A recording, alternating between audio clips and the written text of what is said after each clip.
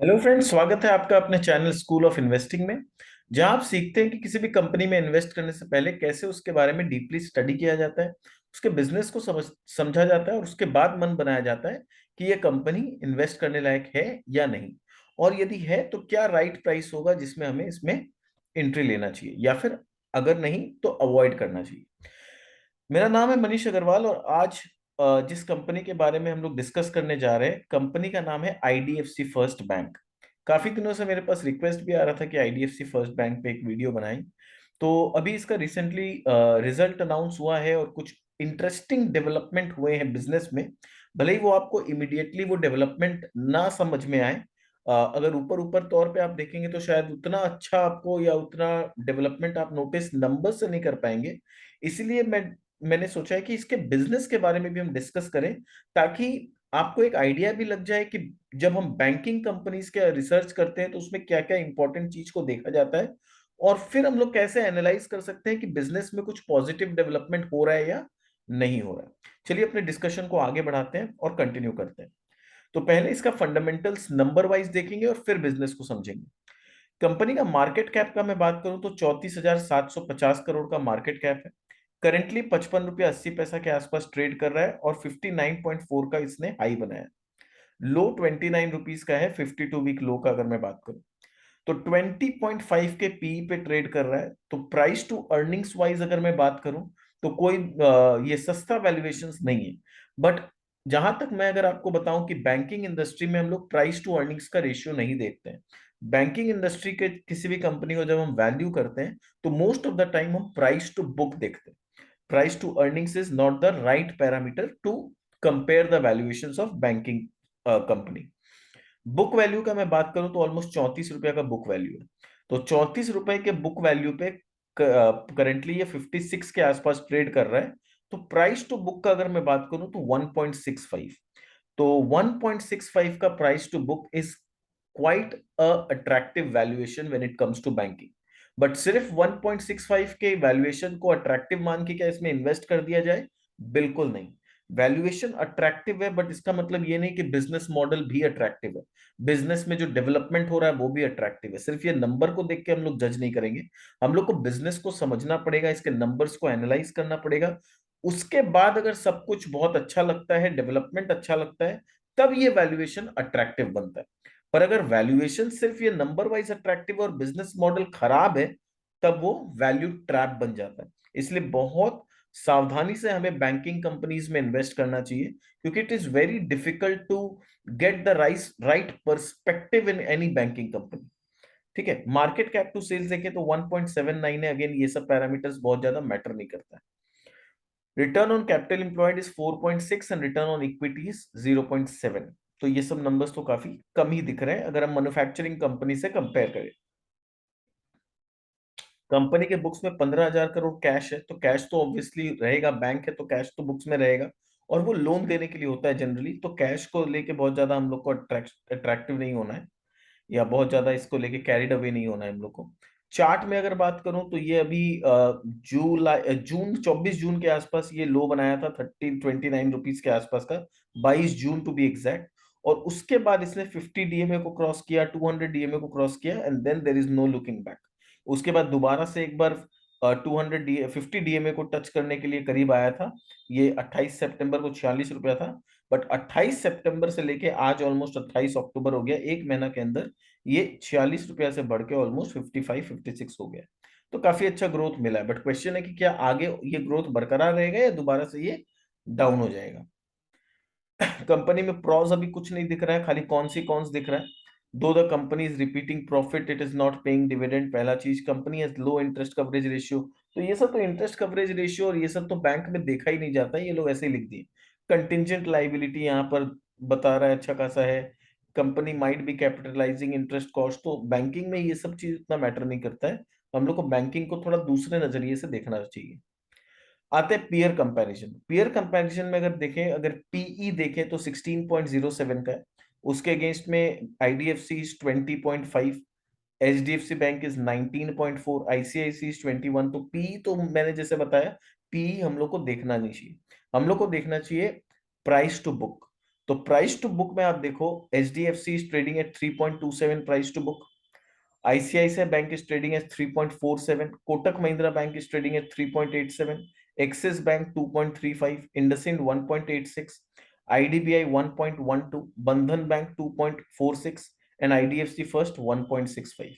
तो यहां पर जो वैल्यूएशन का पैरामीटर है ना, वहां पर आप देखो ऑलमोस्ट सबसे सस्ता, अगर मैं IDBI बैंक को एक बार छोड़ दूं तो सबसे सस्ता वैल्यूएशंस पे अगर कोई ट्रेड कर रहा है तो वो IDFC फर्स्ट बैंक है। फिर इसके लिवरेज का मैं बात करूं तो लिवरेज इज 8.38 टाइम्स, जो कि ऑलमोस्ट सबसे ज्यादा है। कोटक महिंद्रा का लिवरेज सबसे कम है, ICICI बैंक का सबसे ज्यादा है 9.15, उससे भी ज्यादा आई थिंक एक्सिस बैंक का है 9.30, उसके बाद 8.38 इसका है, तो लिवरेज इज क्वाइट हाई।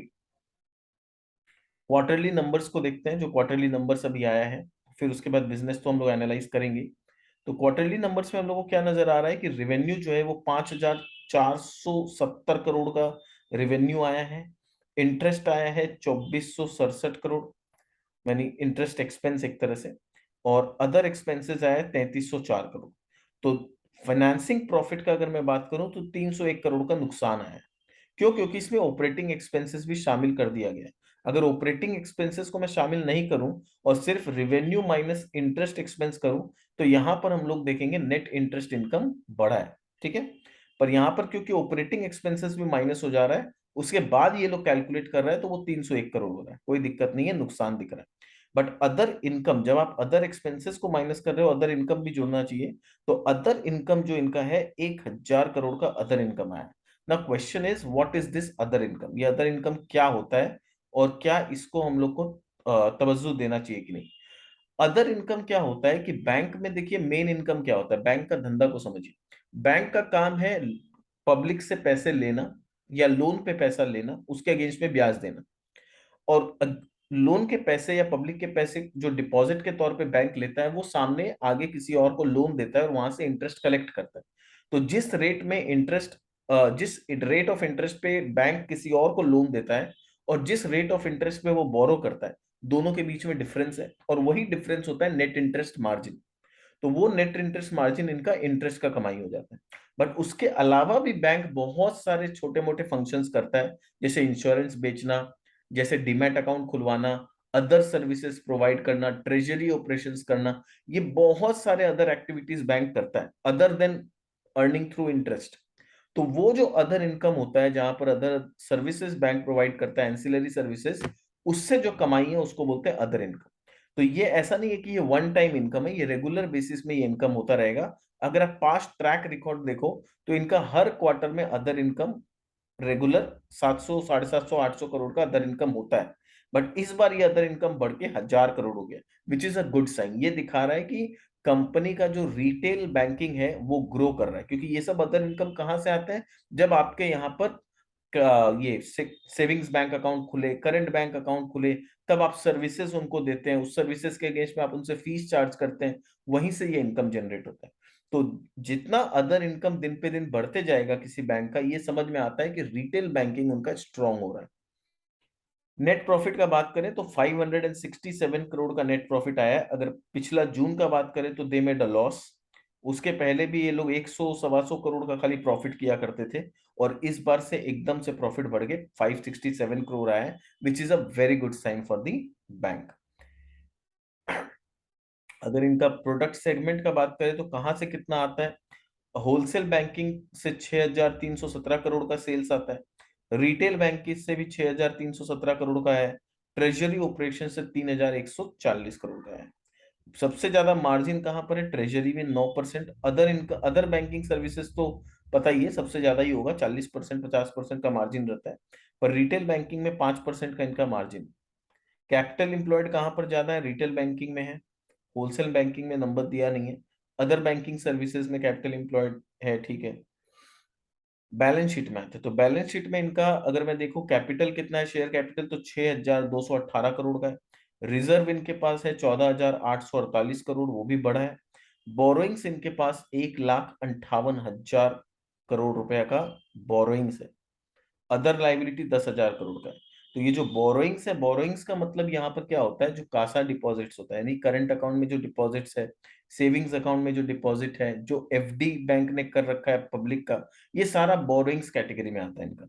तो ये बोरोइंग्स सब कुछ मिला के 1,58,000 करोड़ है। और इसी डिपॉजिट्स और बोरोइंग्स के अगेंस्ट में बैंक लोन देती है। तो लोन इन्होंने कितना दे रखा है, ये अदर एसेट्स देखिए, ये अदर एसेट्स में क्या हो जाता है, जो लोन यानी कैश इनके पास 15,000 करोड़ का पड़ा हुआ है, 9,222 करोड़ का लोन्स एंड एडवांसेस है, अदर एसेट आइटम इनके पास 1,17,000 करोड़ है। तो ये सारा डिटेल अभी हम लोग देखेंगे, जब बिजनेस को स्टडी करेंगे तो इसके डिटेल्स को समझेंगे। कैश फ्लो बैंक्स में देख के कोई ज्यादा मतलब नहीं है। इंटरेस्टिंग चीज आप देखो शेयर होल्डिंग पैटर्न में, तो प्रमोटर के पास 36.47% होल्डिंग है, ठीक है।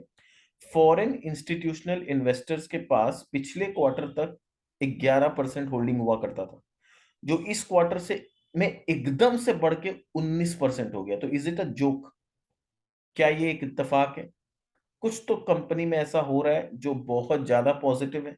नहीं तो फॉरेन इंस्टीट्यूशनल इन्वेस्टर्स लोग, दे आर नॉट फूल। कोई भी 11% से एकदम से 19% पे नहीं चला जाता एक क्वार्टर में। तो कुछ तो ऐसा बिजनेस में डेफिनेटली हो रहा होगा कि हम लोग को स्टडी करना चाहिए। और दिस इज वन पॉइंट जिसे देख के मुझे लगा कि नहीं, now it is the right time to study about this company. क्योंकि काफी सालों से लोगों को एक तरह से डिसअपॉइंट किया है इस कंपनी ने। काफी 2 साल से 3 साल से इन्वेस्टर्स को सबको पेशेंस के साथ उन लोगों ने होल्ड किया, पर अभी तक ऐसा कोई रिटर्न इस कंपनी ने जनरेट करके बहुत ज्यादा नहीं दिया है लास्ट 3 साल में। बट अब लग रहा है कि कुछ इंटरेस्टिंग डेवलपमेंट हो रहा है कि फॉरेन इंस्टीट्यूशनल का जो होल्डिंग है, आप देखो हिस्टोरिकली सबसे ज्यादा हो गया। जो 14 14.5% हुआ करता था, अब 19% पे आ गया। और मेरे को पूरा उम्मीद है कि दिसंबर आते आते ये शायद थोड़ा और बढ़ जाए। डोमेस्टिक म्यूचुअल फंड का हल्का सा गिरा है, 9.83% है। गवर्नमेंट का भी होल्डिंग है इसमें 4.23%, एंड पब्लिक के हाथ से छीने जा रहा है। 38% का होल्डिंग पब्लिक के हाथ में से 30% रह गया। तो पब्लिक के हाथ से जब होल्डिंग कम होने लगे तो समझ लीजिए कि there is a time to turn around, कि कुछ तो अच्छा हो रहा है। अब आगे चलते हैं और इसके बिजनेस को समझते हैं डिटेल में। बट इससे पहले कि इसके बिजनेस को समझे, 2 मिनट आपका लेना चाहूंगा। अगर आप नए आए हैं इस चैनल में तो काइंडली हमारे चैनल को सब्सक्राइब कर लीजिए। और अगर आपको ये वीडियो अच्छा लगता है तो लाइक का बटन जरूर दबा दीजिएगा। और नोटिफिकेशन आपको इमिडिएटली मिले तो जब आप सब्सक्राइब करें तो नोटिफिकेशन बेल दबाना मत भूलिएगा, और उसमें ऑल का ऑप्शन आता है, उसे जरूर से प्रेस कर दीजिएगा। ठीक है, हमारे वीडियोस थोड़े से लंबे होते हैं, बट हम कोशिश करते हैं कि आपको पूरा जानकारी दें, बिजनेस मॉडल को आपको डीपली समझाएं। तो थोड़ा पेशेंस रखिएगा। थोड़ा सा लंबा वीडियो होगा तो उसे जरूर लास्ट तक देखिएगा, ताकि आपको बिजनेस के बारे में कंप्लीट जानकारी हो जाए। क्योंकि मैं नहीं चाहता कि मैं आपको आधा अधूरा इन्फॉर्मेशन दूं और किसी भी तरह का से आपको मिसगाइड करूं आधा अधूरा इन्फॉर्मेशन देके। तो वीडियोस थोड़े से लंबे होते हैं, तो प्लीज कोशिश करिए इसको पूरी तरह देखें। अगर एक बार में आप नहीं देख पाते हैं तो 2 या 3 इंस्टॉलमेंट में देख लीजिए वीडियो को, ताकि आपको किसी भी कंपनी के बारे में कंप्लीट आइडिया मिल जाए और आप इस डिसीजन मेकिंग पोजीशन पे पहुंच जाए कि क्या ये कंपनी इन्वेस्ट करने लायक है भी या नहीं। क्योंकि अगर आप कंफ्यूजन में रहेंगे ना तो आप मार्केट में नुकसान कर देंगे। तो आपको अगर नॉलेज कंप्लीट नहीं होगा, आप कंफ्यूजन में रहेंगे, इन्वेस्टमेंट नहीं करेंगे, तो हो सकता है आपके हाथ से अपॉर्चुनिटी मिस हो जाए। और इन्वेस्टमेंट कर देंगे गलत तरीका से करेंगे तो हो सकता है आपके पास कॉन्फिडेंस नहीं होगा और आप लॉस बुक कर लेंगे अगर थोड़ा सा प्राइस गिरेगा। तो इससे अच्छा है कि आप अपना कन्विक्शन डेवलप करिए। मैं किसी भी तरह का कोई भी स्टॉक में रिकमेंडेशन नहीं करना चाहता। मेरे तरफ से कभी कोई वीडियो में रिकमेंडेशन नहीं होता है। मेरा सिर्फ ऑब्जेक्टिव होता है कि मैं आपको एजुकेट कर सकूं, आपको बता सकूं कंपनी के बारे में कि कंपनी में क्या अच्छा है क्या खराब है, एक न्यूट्रल पॉइंट ऑफ व्यू से। और आप खुद डिसाइड कर सके कि ये कंपनी अच्छी है या खराब। अगर अच्छी है, इन्वेस्ट करने लायक है, तो आप खुद अपना कन्विक्शन डेवलप कर पाए और इन्वेस्ट कर पाए। चलिए, thank you so much for giving me this opportunity. अब आगे बढ़ते हैं और इसके बिजनेस को समझते हैं। इसके नंबर्स को अगर थोड़ा सा हम एनालाइज करें तो फंडेड असेट जो है आज के रेट में 1,45,362 करोड़ का है। 25% ग्रो हुआ है ईयर ऑन ईयर। कस्टमर का डिपॉजिट्स जो इनके पास है 1,14,000 करोड़ का है, 36% इसमें ग्रोथ आया है। कासा रेशियो 51.28%। कासा रेशियो का मतलब होता है कि करंट अकाउंट डिपॉजिट्स और सेविंग्स अकाउंट डिपॉजिट, ये टोटल डिपॉजिट जो है that is 51.28% of the total deposits. Total deposits में और क्या होता है, और होता है जहां की आपने कुछ डिबेंचर इशू करके पैसा लेके आए आप, या फिर आपका टर्म डिपॉजिट्स होता है जहां पर आप फिक्स्ड डिपॉजिट जो होता है, टर्म डिपॉजिट जो होता है वो आप बेचते हो और उससे डिपॉजिट आता है। तो कासा के अलावा और भी बहुत सारे तरीके होते हैं जहां से आप पैसा डिपॉजिट में लेते हैं। बट कासा को इंपॉर्टेंस इसलिए दिया जाता है क्योंकि करंट अकाउंट पे और सेविंग्स अकाउंट पे आपको बहुत ज्यादा इंटरेस्ट देने की जरूरत नहीं होती। तो यहाँ पर आपका जो कॉस्ट ऑफ कैपिटल होता है वो बहुत कम हो जाता है। तो इसीलिए क्या होता है कि हम जब भी किसी बैंक्स को एनालाइज करते हैं हम कासा डिपॉजिट रेशियो को जरूर देखते हैं। और वो जब 51.28 जैसा बड़ा नंबर हो ना, इट शोज दैट कि retail banking is doing very well. Customer का भरोसा इस बैंक पे बहुत ज्यादा है। And this is a very positive sign for the bank, क्योंकि इतना बड़ा डिपॉजिट आपको अगर बहुत लो रेट ऑफ इंटरेस्ट पे जब मिलता है तो आपका निम्स बहुत बढ़ जाता है, नेट इंटरेस्ट मार्जिन जिसको बोलते हैं, ये बहुत बढ़ जाता है और that makes banking very profitable. Core operating profit का अगर मैं बात करूं तो 1,000 करोड़ का कोर ऑपरेटिंग से प्रॉफिट हुआ है, जो कि 84% हाई हुआ है year on year. Net interest margin आप देखो 5.98, ऑलमोस्ट 6 टाइम्स। आई थिंक पूरे इंडस्ट्री में सबसे अच्छा नेट इंटरेस्ट मार्जिन इस बैंक का होगा, क्योंकि एचडीएफसी आईसीआई बैंक के लोग 4.1 3.9 के आसपास है जहां तक मुझे पता है। कोटक महिंद्रा बैंक शायद थोड़ा सा हाई होता है, 4.5 के आसपास होता है। तो 5.98 का net interest margin is a complete benchmark for the industry. तो इतना अच्छा नेट इंटरेस्ट मार्जिन हार्डली किसी बैंक का होगा। असेट क्वालिटी का बात करें तो ग्रॉस एनपीए 3.18% है, नेट एनपीए 1.09 है। प्रोविजन कवरेज रेशियो इसका ऑलमोस्ट 76.5%। कैपिटल एडुक्वेसी रेशियो जो पिछले साल 15.6 था वो थोड़ा सा गिर के 15.35 आया। बट एनीवेज अगर हम बेसल नॉर्म्स का बात करें तो 11 साढ़े 11% का कैपिटल एडिक्वेसी रेशियो मेंटेन करना होता है। उसके अगेंस्ट में 15.35 तो बियॉन्ड द पैरामीटर है, पैरामीटर में जितना रखना होता है उससे काफी बेटर है। प्रॉफिट आफ्टर टैक्स आप देखो 556 करोड़ का पैट आया, जबकि पिछले साल 152 करोड़ का लॉस था। Return on asset 1.07। तो कभी भी रिटर्न ऑन एसेट अगर 1 से बेसी हो तो वो अच्छा माना जाता है। बहुत सारे बैंक है जो इस बेंचमार्क को टच करने का कोशिश करते हैं बट कर नहीं पाते। तो अगर 1.1% से अच्छा रिटर्न ऑन एसेट आ रहा है तो which is a good sign. Return on equity 10.13 है। वैसे सबसे अच्छा 15% के आसपास माना जाता है कि एकदम टॉप हाई क्लास, बट वो एनबीएफसी का होता है। बहुत कम बैंक्स आपको दिखेंगे जो 11-12% का आरओई करता है, तो वहां पर 10% इज गुड, नॉट बैड। अब इनके असेट्स का बात करें तो टोटल फंडेड एसेट्स जो पिछले साल 1,16,000 करोड़ था, ये 1,45,300 करोड़ हो गया। कस्टमर का डिपॉजिट 83,000 करोड़ से बढ़ के 1,14,000 करोड़ हो गया, यानी 36% का ग्रोथ हुआ है कस्टमर डिपॉजिट में। कासा रेशियो पिछले साल भी 51.28% था, अभी भी 51.28% है, बट ओवरऑल डिपॉजिट्स यहाँ पर बढ़ा है which is a good sign. Asset quality का बात करते हैं तो ग्रॉस एनपीए बैंक के लेवल्स पे पिछले साल 4.27% था, जो अभी घट के 3.18% हो गया। तो वहां पर 1.08% का कमी आया which is a good sign. Net NPA 2.09% से घट के 1.09% आया, तो 100 बेसिस पॉइंट गिरा है। प्रोविजन कवरेज रेशियो 63% हुआ करता था पिछले साल, वो 76.5% हो गया। ग्रॉस एनपीए अगर रिटेल और कमर्शियल बिजनेस का सिर्फ मैं बात करूं तो पिछले साल 3.45% था, जो अभी घट के 2% हो गया, almost 2.03%। Net NPA retail and commercial banking का 1.66 हुआ करता था, वो गिर के 0.73 हो गया। तो ये सारे पैरामीटर में एक साल में काफी अच्छा डेवलपमेंट हुआ है। असेट क्वालिटी काफी इंप्रूव हुआ है। कोर ऑपरेटिंग प्रॉफिट का बात करूं तो 571 करोड़ से बढ़ के ऑलमोस्ट डबल हो गया, 1,052 करोड़ हो गया। पैट 152 करोड़ से 556 करोड़ हुआ, 226% का ग्रोथ हुआ है। रिटर्न ऑन एसेट जो सिर्फ 0.35% हुआ करता था, वो बढ़ के 1.07% हो गया। रिटर्न ऑन इक्विटी 2.97 से बढ़ के 10.13, यानी आप देख सकते हो कि किस तरह से ऑपरेटिंग लिवरेज अब प्ले आउट होना चालू हो गया बैंक में। 2.97 से equity return on equity almost 10% पे चला गया, यानी 7% का growth. And this is not a joke. इतना बड़ा डेवलपमेंट बैंक में होना एक साल में, ये बताता है कि बैंक फंडामेंटली अब कितनी मजबूत हो चुकी है। पिछले 3 साल में इन्होंने काफी हार्डवर्क किया है। I will give the entire credit to the management of the bank कि उन्होंने लालच में नहीं आए, उन्होंने अपना लोन ग्रोथ पे फोकस उतना नहीं किया पिछले 3 साल में जितना अपने असेट क्वालिटी को बेटर बनाने पे किया, अपने डिपॉजिट्स को, कासा डिपॉजिट्स को बढ़ाने में इतना मेहनत किया इन लोगों ने, और पूरा फोकस किया कि हम लोग रिटेल बैंकिंग में अपने पांव को कैसे जमाएं।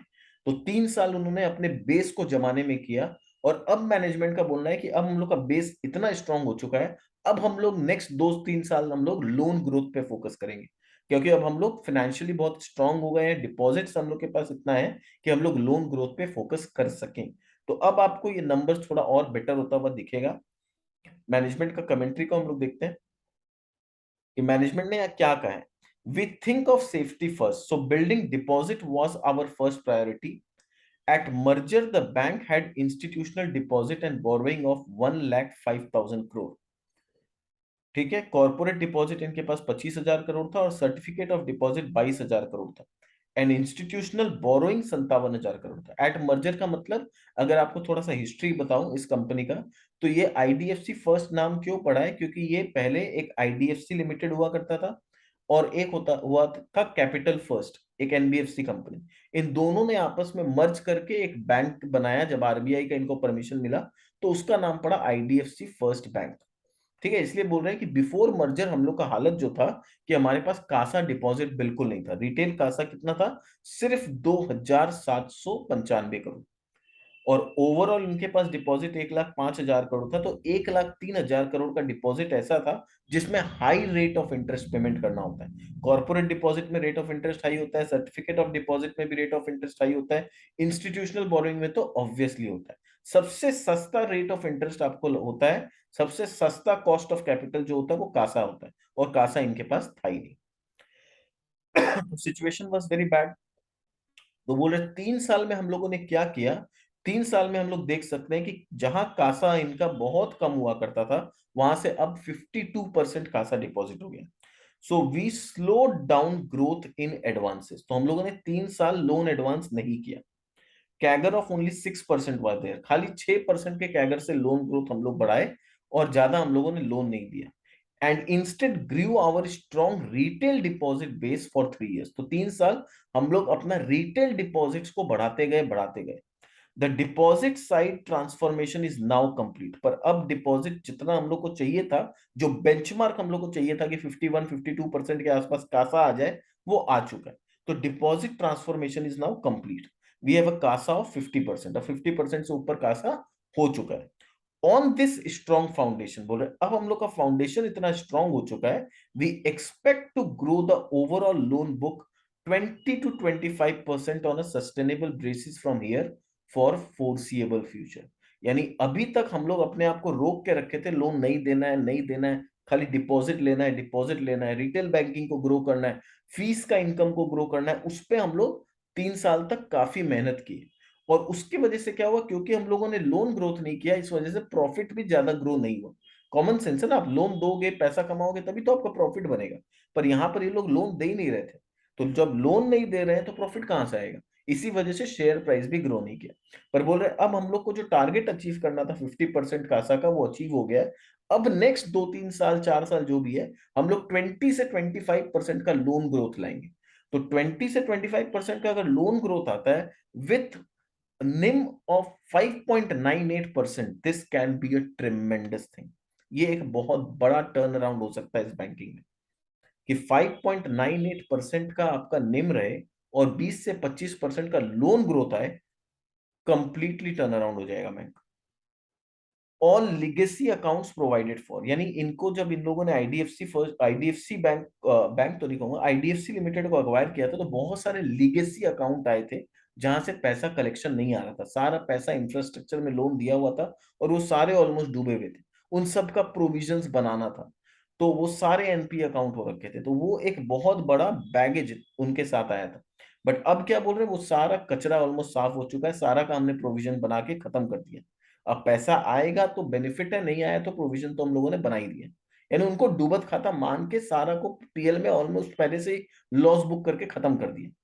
अब वो जो इतना पैसा जो इंफ्रास्ट्रक्चर में लोन्स में दिया हुआ है, अब उससे पैसा नहीं आए तो कोई बात नहीं, और जो भी थोड़ा बहुत आ जाए वो बैड डेट रिकवरी बोल के हम लोग का इनकम में ही जुड़ेगा। तो आने वाला चीज बढ़िया ही हो सकता है, खराब नहीं हो सकता है। Already part of reported NPA, तो वो रिपोर्टेड एनपीए का part already. We have sufficiently provided for all legacy stressed corporate and infrastructure loans.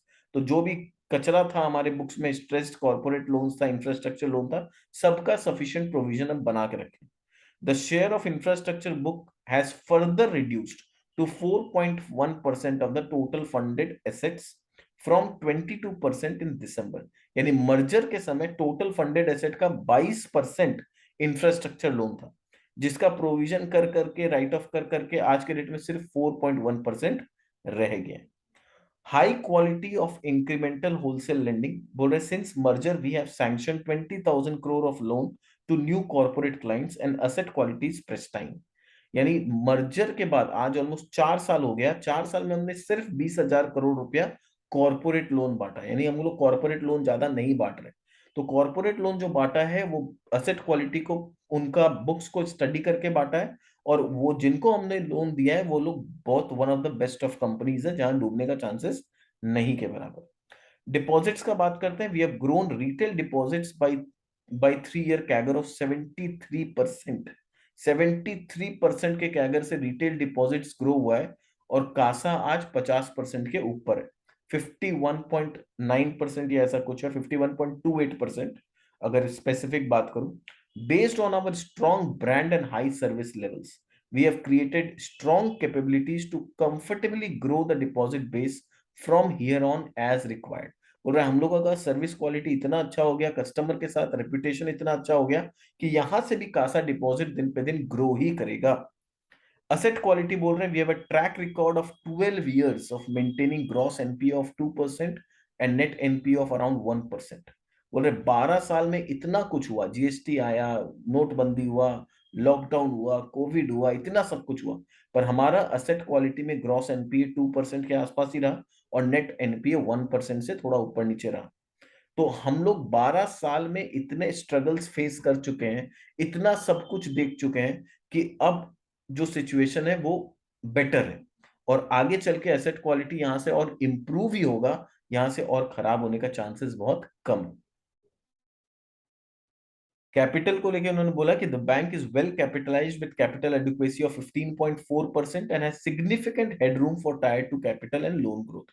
यानी हम लोग लोन ग्रोथ करना इजी है हम लोग के लिए, कि जितने मतलब कि हम लोग का ऑलरेडी फाउंडेशन इतना स्ट्रांग हो गया है कि अब हम इजीली लोन ग्रो कर सकते हैं। Unit economics, our incremental unit economics of the bank are excellent. कोई भी इंडस्ट्री में, कोई भी आप बिजनेस को स्टडी करें, यूनिट इकोनॉमिक्स बहुत इंपॉर्टेंट होता है। ये बोल रहे हैं जो इंक्रीमेंटल रिटर्न ऑन इक्विटी आ रहा है ऑन रिटेल लेंडिंग, ये 20% के आसपास है। अभी हम लोग क्या स्टडी किए थे कि इनका जो रिटर्न ऑन इक्विटी ओवरऑल है वो 10 पॉइंट समथिंग परसेंट। और मैंने कहा था कि अच्छे अच्छे एनबीएफसी का 15% के आसपास होता है, तो माना जाता है इट इज ट्रिमेंडस। तो ये क्या बोल रहे हैं कि हम लोग का इंक्रीमेंटल, यानी अभी जो नया लोन हम लोग दे रहे हैं उसका इंक्रीमेंटल जो रिटर्न ऑन इक्विटी आ रहा है वो 20% आ रहा है आफ्टर एडजस्टमेंट ऑफ ओपेक्स। यानी after adjusting operating expenses, credit cost and tax सब काटने के बाद 20% का रिटर्न ऑन इक्विटी आ रहा है इंक्रीमेंटल, यानी नए लोन्स जो हम लोग दे रहे हैं उस पे। पर नया लोन ही तो धीरे धीरे आगे चल के बड़ा अमाउंट हो जाएगा ना, आज से 1 साल 2 साल में। तो अगर 1 साल 2 साल में रिटर्न ऑन इक्विटी आज 10 साढ़े 10% है, ये बढ़ के 17% 16% हो गया, तो आप सोचिए बैंक का वैल्यूएशन क्या होगा। फी इनकम का बात करें तो as a universal bank we have launched multiple lines of new business. ये लोग फास्टैग करते हैं, कैश मैनेजमेंट सर्विस करते हैं, वेल्थ मैनेजमेंट करते हैं, in addition to wholesale loans, retail loans, insurance distribution, mutual fund distribution. तो मेन काम तो है ही होलसेल और रिटेल लोन्स प्रोवाइड करना, वहां से तो इंटरेस्ट आता ही है। उसके अलावा जो अदर बिजनेस है जहां से इनका अदर इनकम, फी इनकम आता है, वो है वेल्थ मैनेजमेंट, कैश मैनेजमेंट, फिर आपका इंश्योरेंस बेचना, म्यूचुअल फंड का डिस्ट्रीब्यूशन करना, ये सबसे एडिशनल इनकम आता है। In all business we feel we are right at the start of the journey. अभी तो खाली जर्नी स्टार्ट हुआ है। We continue to launch new business lines. Retail fees constitute 92% of the total fee income. यानी जो फी income total है उसमें 92% of the income जो है वो रिटेल से आता है। और रिटेल फीस से जब आपका इनकम आता है तो आप समझ जाओ कि ये सस्टेनेबल है और ये रेगुलर बेसिस पे ये इनकम आते रहेगा। प्रॉफिट्स का ऑलरेडी हम लोग देख चुके हैं, तो मैं दोबारा से इसको बहुत ज्यादा डिस्कस नहीं करूंगा। यहां पर हम लोग थोड़ा देख सकते हैं कि इनका जो कासा डिपॉजिट ग्रो हुआ है, जब मर्जर हुआ था उस समय सिर्फ 5,500 करोड़ का कासा था, वो आज के डेट में बढ़ते बढ़ते ऑलमोस्ट 63,305 करोड़ हो गया। ईयर ऑन ईयर बेसिस पे बात करें तो पिछले 4 साल में 86% के कैगर से कासा ग्रो किया है। तो आप देख सकते हैं कि कितना स्ट्रॉन्ग ग्रोथ कंपनी के कासा डिपॉजिट में। रेशियो के परसेंटेज के टर्म्स में बात करें तो मर्जर के समय सिर्फ 11.5% कासा था, और आज के डेट में ये 51.28% हो चुका है। Deposit strong growth retail deposit, अगर मैं कासा प्लस रिटेल जो टर्म डिपॉजिट्स है, देखिए सबसे सस्ता होता है कासा, उसके लिए आपको ज्यादा इंटरेस्ट पेमेंट नहीं करना। करंट अकाउंट में तो इंटरेस्ट मिलता ही नहीं है। सेविंग्स अकाउंट में भी आप जानते हो कि हार्डली कितना इंटरेस्ट मिलता है, 4% का इंटरेस्ट मिलता होगा। पर सेविंग्स अकाउंट के रुपए को जब ब्याज में बैंक वाले लोग लगाते हैं तो 10.5 11% के ब्याज पे लगाते हैं। तो 4% कस्टमर को दे के 11% पे आप लोन देते हो, आपका निम्स कितना हो गया? 7 साढ़े 7% का निम्स आप कमाते हो जब आप कासा से लोन देते हो। रिटेल टर्म डिपॉजिट जो होता है, फिक्स डिपॉजिट जो होता है, उसमें भी आप बहुत ज्यादा इंटरेस्ट नहीं देते हो, क्योंकि अमाउंट छोटा होता है तो रेट ऑफ इंटरेस्ट भी कम होता है। तो CASA plus retail term deposit, ये आपका कॉस्ट ऑफ कैपिटल जो है, मतलब कॉस्ट ऑफ फंड जो है, वो थोड़ा सा कम कर देता है। सबसे अच्छा होता है कासा। तो ये बोल रहे हैं रिटेल प्लस कासा मिला के आज के डेट में 84,860 करोड़ के आसपास का हम लोग के पास फंड है, जो कि उस समय मर्जर के समय सिर्फ 5,700 करोड़ था।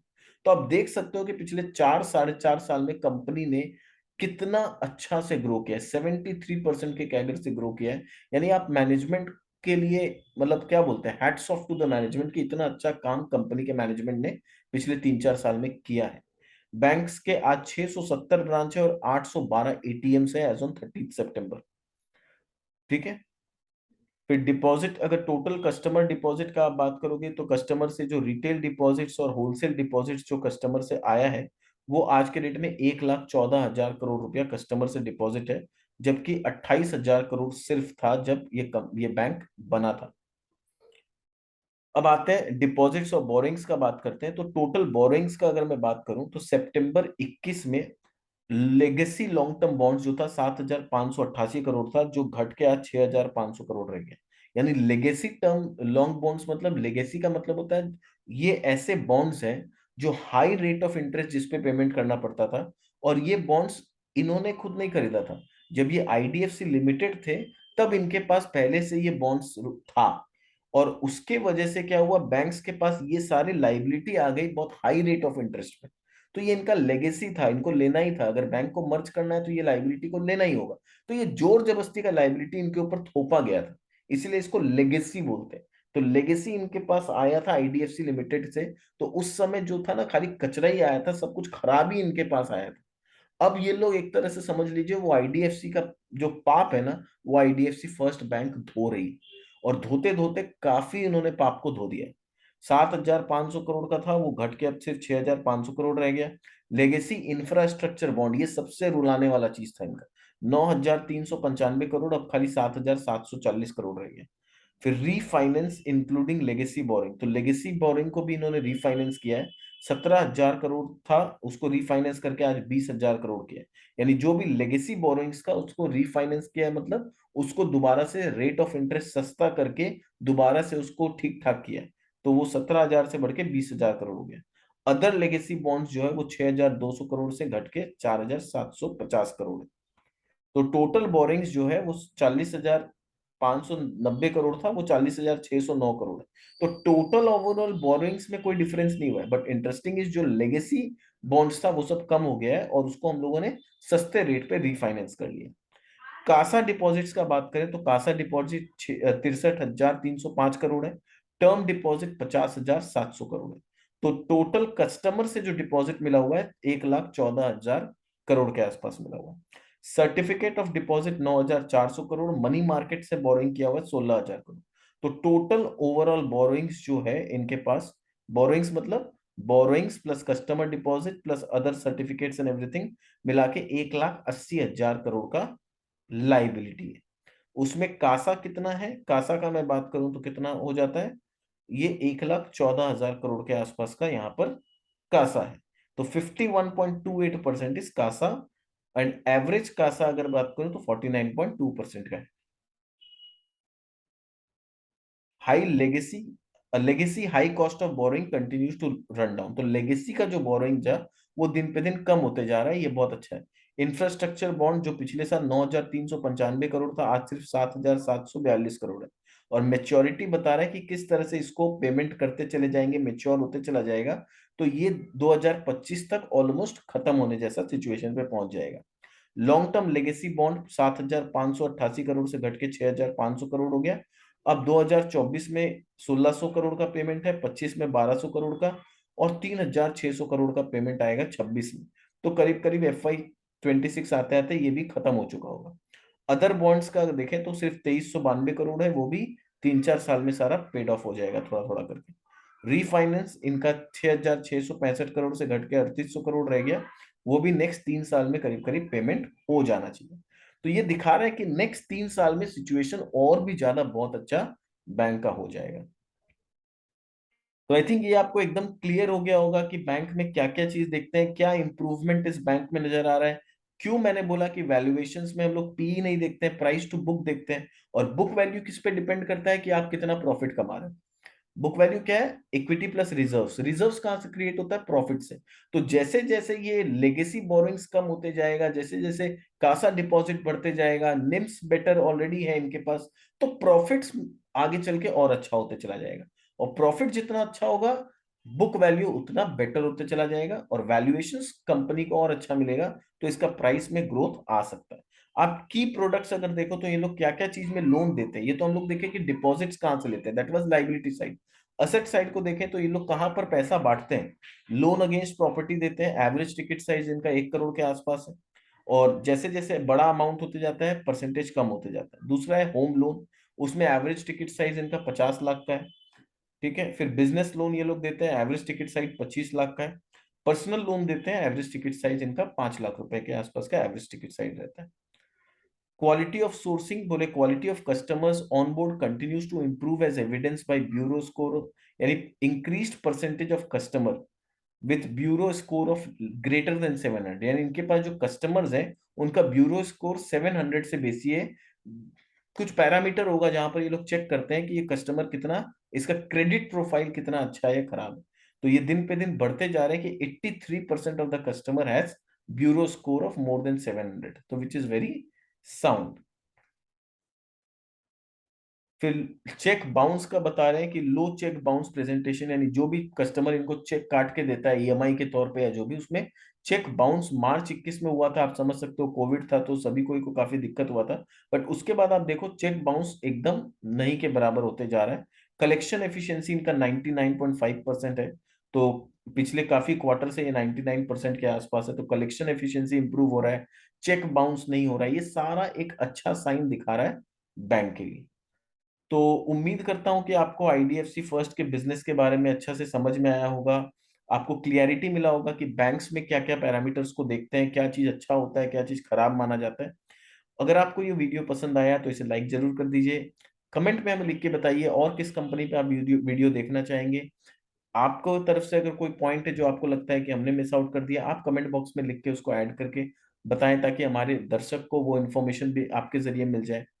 ठीक है, अगर आप नए आए हैं तो सब्सक्राइब जरूर कर दीजिएगा चैनल को, और अगर आप पहले से सब्सक्राइब्ड हैं तो अगर वीडियो पसंद आए तो लाइक जरूर कर दीजिए। दोस्तों के साथ शेयर करना मत भूलिएगा, ताकि वो भी आपके जैसे ही नॉलेजेबल कंटेंट ले पाए, बिजनेस के बारे में समझ पाए, अपने नॉलेज को बढ़ा पाए, और कन्विक्शन के साथ मार्केट में इन्वेस्ट कर पाए।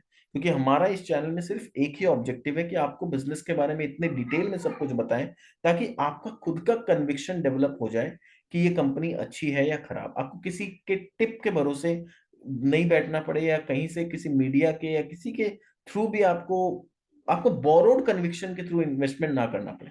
आप खुद अपने नॉलेज को एनहेंस करके कन्विक्शन के साथ इन्वेस्टमेंट करें।